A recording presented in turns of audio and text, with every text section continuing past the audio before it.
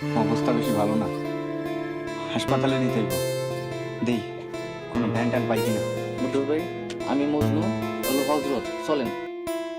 আসসালামু আলাইকুম বন্ধুরা, আশা করি সবাই ভালো আছেন। আজকে কথা বলবো বৎসরত নাটক 24 পর্বের রিভিউ নিয়ে।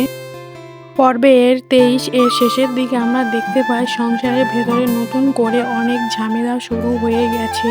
মরিয়ম এখন ধীরে ধীরে তার আসল রূপ দেখাতে শুরু করেছে।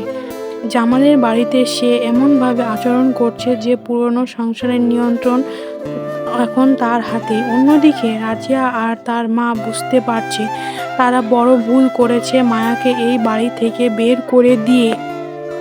এদিকে মায়ার জীবনও এখনো কষ্টের মধ্যেই চলছে, কিন্তু তার ভালো মন আর ধৈর্যের জন্য অনেক মানুষ তার প্রতি সহানুভূতিশীল হয়ে উঠেছে। বিশেষ করে বদরুল ইসলামের মনে মায়ার জন্য আলাদা একটা অনুভূতি তৈরি হয়েছে।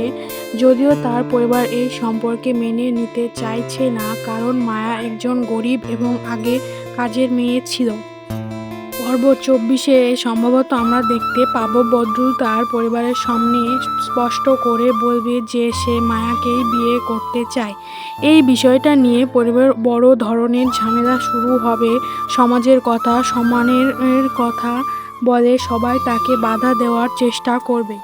অন্যদিকে জামালের বাড়িতেও পরিস্থিতি খারাপের দিকে যাবে। মরিয়ম ধীরে ধীরে শাশুড়ি আর রাজিয়াকে মায়ার ওপর করে চাপে ফেলতে শুরু করবে। যেই অত্যাচার একসময় তারা মায়ের ওপর করেছিল, এখন সে একই কষ্ট তাদের নিজেদের ওপর ফিরে আসছে। এইভাবে আরেকটা গুরুত্বপূর্ণ বিষয় দেখা যেতে পারে, মায়ার অতীতে নিয়ে নতুন কিছু রহস্য সামনে আসতে পারে। হয়তো কেউ প্রমাণ করার চেষ্টা করবে যে মায়া আসলে এতটা অসহায় নয়, অথবা তার জীবন নতুন কোনো মোড় আসতে যাচ্ছে। সব মিলিয়ে 24 পর্ব হতে যাচ্ছে অনেক বেশি নাটকীয়। অন্যদিকে বদরুলের সিদ্ধান্ত, অন্যদিকে মরিয়মের আসল চেহারা, সব মিলিয়ে গল্পটা নতুন দিকে মোড় নিতে যাচ্ছে। আপনাদের কি মনে হয়, বদরুল কি সত্যিই মায়াকে বিয়ে করতে পারবে, আর জামাল পরিবার কি তাদের ভুল বুঝতে পারবে? এই সব প্রশ্নের উত্তর জানতে দেখতে হবে বৎসরত নাটক পর্ব 24। আপনাদের কি মনে হয় কমেন্টে জানান। লাইক, শেয়ার এবং চ্যানেলটি সাবস্ক্রাইব করে পাশে থাকবেন। ধন্যবাদ সবাইকে।